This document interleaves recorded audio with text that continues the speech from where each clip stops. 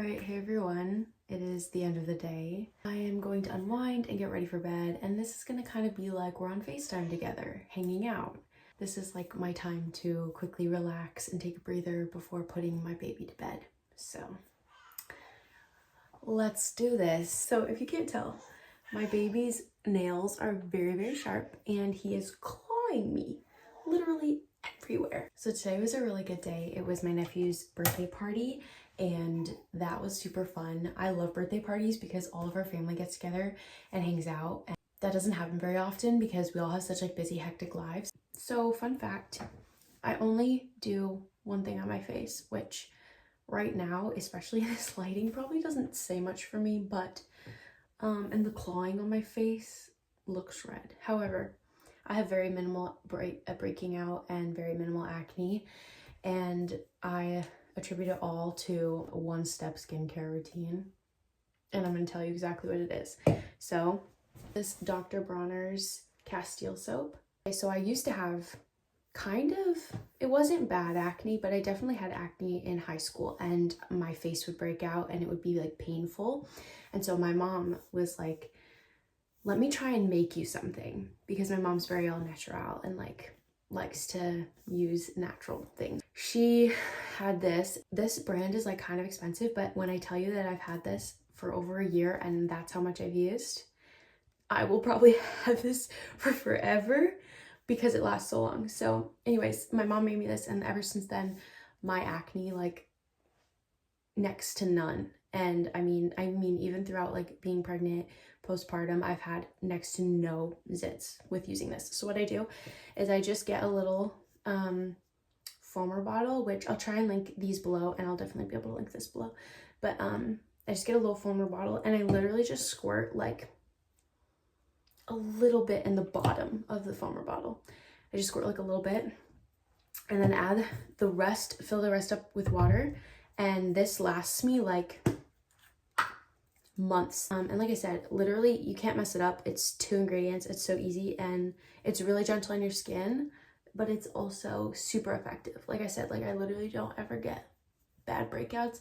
I'll get an occasional like zit here and there, but nothing bad. So anyways, that's super nice. All right, now I'm just gonna rinse it off. So when I was a kid, during like family get-togethers, I would always have to like step out of the room. Like even from being a very young child, I would have to like step out of the room and take a break because I would like get overwhelmed. And that is how I learned that like I am not an extrovert. I always thought I was an extrovert because I always like liked chatting and like I loved hanging out with people, and people would always say I was an extrovert because when I was like with people I was always like like talking. But the fact of the matter is I'm just not, because I get exhausted being with other people. And it's not that I don't love being with other people, and it's not that I wouldn't choose to be with other people. It's just that I get so tired. And then by the end of the day, I'm like, yeah, I don't really want, I just want to like go home. The get together today made me like remember that, because by the end of the night, I'm always like, wow, I could have used one of those little bathroom breaks like I did as a kid to like just take a deep breath. Okay, wow, I am looking at my hair and it needs a trim so bad. The ends are very split and they need to be trimmed, but that's for another day. I love getting my hair cut. It's like one of my favorite things ever. However, I always end up, my best friend always teases me about this.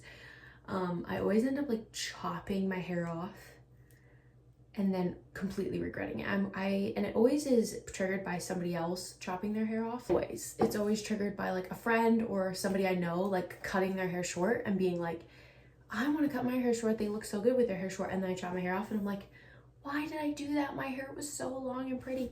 So I'm holding out. If I do cut my hair, it's just going to be a trim because I really want long hair. However, I was talking today with my sister about how having a baby makes you want to chop your hair all off because they're constantly ripping on it if it's down, and then you don't want to wear your long hair down anyways because they like rip it out of your head and it hurts.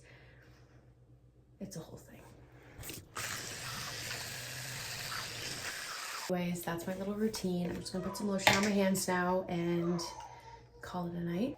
If my baby is going to have a bad night of sleep ever, it is always Saturday nights. I don't know why. It's always the night that it's like before having to get up and out for church the next day that he's always gonna be crying. Anyways, thanks guys for hanging out with me tonight and having a little FaceTime chat with me, and I'll see you guys next time. Bye.